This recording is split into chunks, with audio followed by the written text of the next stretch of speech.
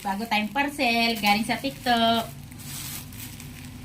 Tingnan natin, ano yung in-order ko. Bayad lang tayo, hindi ko alam. Ano in-order ka? Wala naman nakalagay sa resibo. Wala naman sila resibo. Ano to?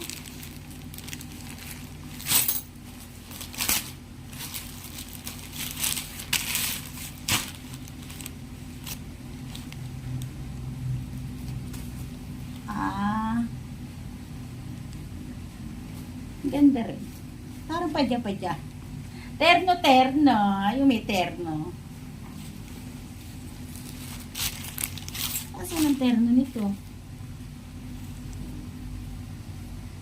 Dalawang short? Bakit dalawang short? May terno to eh. Maloko na. Oh. Eto ang terno. Aray ko. Interno pan-sexy. Ano ba naman itong pinagbibili ko?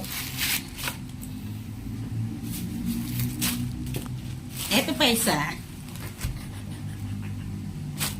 Walang kasawa-sawa. Ayoko na nga. Bumisi. Ay, sus Mariosep. In-order ko ano eh.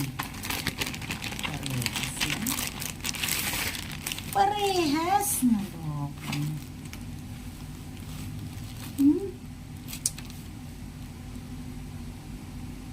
$300. Hindi ko 100.